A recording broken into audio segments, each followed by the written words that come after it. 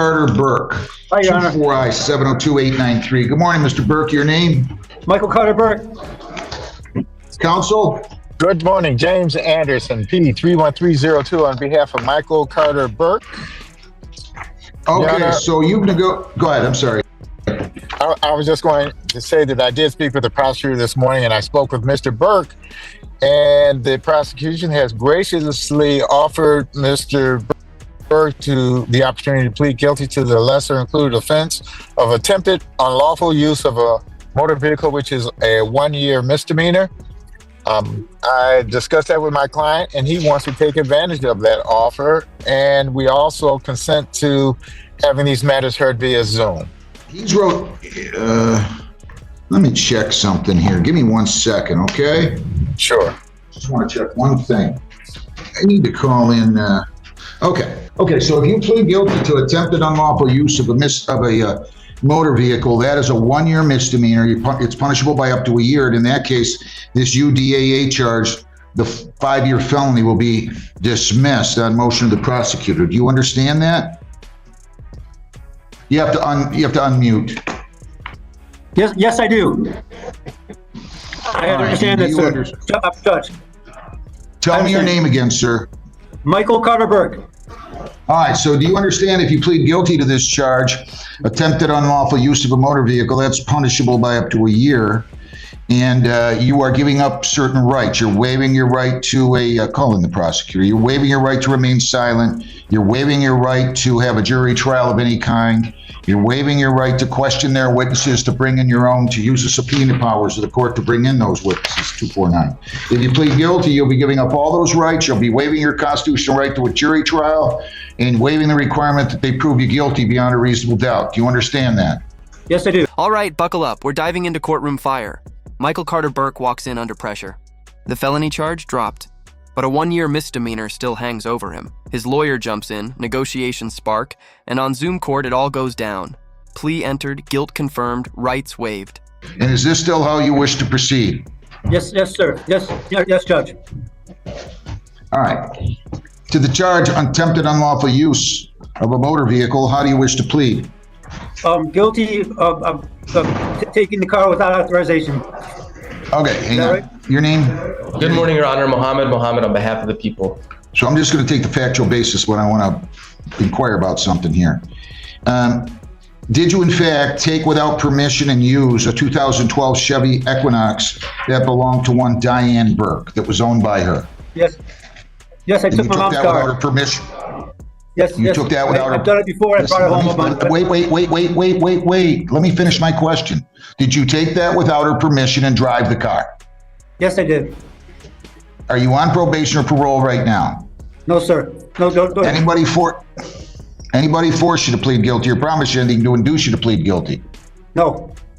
You wrote down here, Mr. Muhammad, a 2-year misdemeanor. So, Judge, the MCL that I wrote it under is originally it's a high court misdemeanor, which makes it a 2-year misdemeanor. But at the end of that plea, I wrote attempt, which reduces it to a 1-year misdemeanor. I just wanted to make sure, because you wrote 2-year. I get it. You wrote 2-year misdemeanor attempt. I get it. But because it is a 2-year. So I wanted you to be aware that the charge is a 2-year, but the attempt is a 1-year. Exactly. Right. Okay. I wanted the way you wrote it, I thought you were saying it's a 2-year. And they have two of them. They have one that's like a 90-day. I know. I just wanted you to be aware. So I'm going to accept your plea to attempted unlawful use of a motor vehicle. I'm going to dismiss the UDAA. We're going to do a pre-sentence report on him, and I'm going to sentence him at a later time, Mr. Anderson. What is a good day for you, counsel? Can you be here? How do we look on the 8th or 15th, Lisa? It doesn't matter to me. We can do the 8th at 8:30. Are you good that day, Mr. Anderson? Let me check right quick. The 8th at 8:30? Yes. And believe it or not, if somebody's here, I'll be on the bench at 8:30. Oh, well, in that case, yes, Judge. April 8th at 8:30. Good. Sounds good. We're going to do a pre-sentence investigation on you, and we'll go from there, and we'll see everybody on April the 8th, okay? Yep. May I address the bond in this case? Straight to the point. Burke admits he took the car. No force, no deception, just him. The vehicle? A 2012 Chevy that once belonged to his late mother. The judge steps in, confirms the charges, clears the air, and sets the case in motion. You can, and I'm going to listen to Mr. Mohammed too, but I do want you to be aware, I believe he had multiple warrants, which is why these guys just don't help themselves when they pull this nonsense. 3, 4, I mean, he's got 10, 11, he's got at least 11 warrants, 13, 14. He's got 21 warrants or thereabouts. I mean, that's the problem. Judge, if I can just put on the record that the OIC in this case is the chief of police, and he was here present today, and he's actually brought up the idea of this resolution. So I just want to place on the record, he gave approval and he came and spoke to me and brought it to my attention, which is why we extended a plea offer. I don't need that explanation. I know. I just want to know why I can give a personal bond on somebody that doesn't show up. He's got 25 warrants. Go ahead, Mr. Anderson. I won't interrupt you again.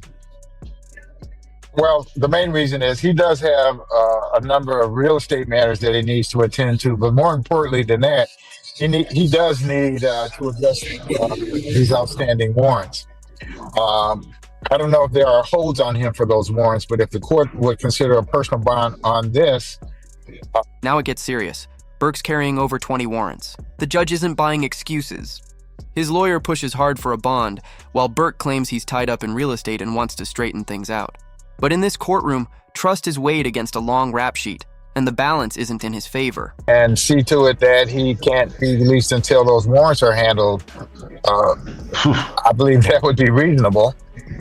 Or at least that he be arraigned and at least arranged to have court dates on those warrants. Where do you live at, Mr. Burke? I live in the condo. My mom passed away, and I just inherited the condo. I live in Grosse Ile. I got a bunch of real estate matters. I'm attending to a bunch of properties my mom left me. Settle down. Just let me ask you a question, okay? Do you live at 8187 Grays Drive apartment? It looks like building 8. Yes, I do. All right, now look. You're being silly. How old are you? I'm 49. How old are you?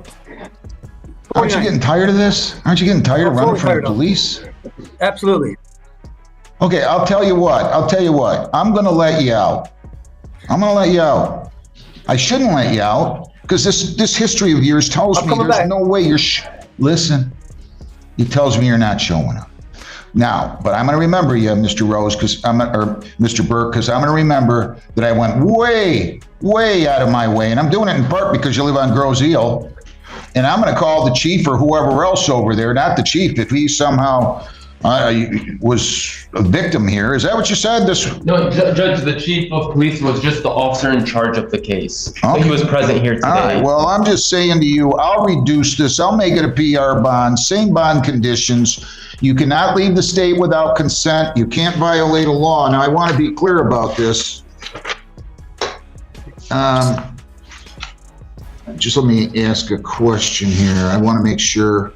No contact with Diane Burke or prosecution witnesses. Did they ever print you on this case? Let me see here. Your Honor, sorry to interrupt, but Diane Burke is Mr. Burke's mother, and sorrowfully, she's passed away, Your Honor. Oh, I'm sorry. You did say that. The judge lays it out plain. Prove you've changed. At 49, Burke says he's done running. The court offers a personal bond, but with strict strings attached. No travel, no new crimes, no contact with witnesses. This isn't mercy. It's his last shot at redemption. Did you ever go over and get printed on this case? You did not. I'm going to order that you go over and get printed. I'm going to just write down here. Judge Kirsten ordered you to get printed. You didn't get printed by Grosse Ile. Lisa, is this right? I got this printed. Was done March. I got a messed up finger, and they couldn't get the little finger to take a print for some reason. But I did get printed. It's just my finger. I cut it when I was 18 years old by a fool. Well, maybe they can. I don't know what to tell you. Hang on a second. Lisa, this lien that I have is dated the 12th. It looks like Judge Kirsten took the plea on the 12th. So he signed an order. I can check into it, Judge. Maybe he can just stop in and see me when he comes to the court for screening. I want you to come over to the court as soon as you're released, and you're going to undergo a pre-sentence report, okay? Okay. And then we're going to give you an order. Lisa, will you flag this and make sure if he's, I'll tell you what, it sounds like he wasn't printed, so I'm filling out a sheet here. I'm going to order you to go over there and get printed at the Grosse Ile Police Department, and that will be by March 26th at 1. Now listen, if you're in custody on some of these other holds, that's fine. But otherwise, you have to be there tomorrow by 1 p.m. And if you're still in custody, the day you get out of jail, you have to go over to Grosse Ile. Do you understand that? Yes, I do. Okay, so that's a condition of your bond. You understand that? Yes, I do. All right. All right, so that's how I'll handle it, counsel, and we will see you guys here on April the 8th. And yes, I will give you a personal bond, but I don't want to threaten you, but I'm telling you, if you don't show up, I'm calling over there. I'm going to have you arrested, and you're not going to like at all what I'm going to do then, okay? Understandable. All right, best of luck to you, sir. Let's get your life in order, though, please. Thanks, Mr. Anderson. Thank you, Your Honor. Thank you, Anderson. And Judge, just so you're aware, not on this case, but on the Mirabella exam, we're ready to go whenever the court is. Thank you. Final warning. No mistakes this time. The judge issues printing orders, strict deadlines, and zero room for excuses. Miss a court date and it's over. Burke walks out with one last shot. Now the question is, will he rise or fall?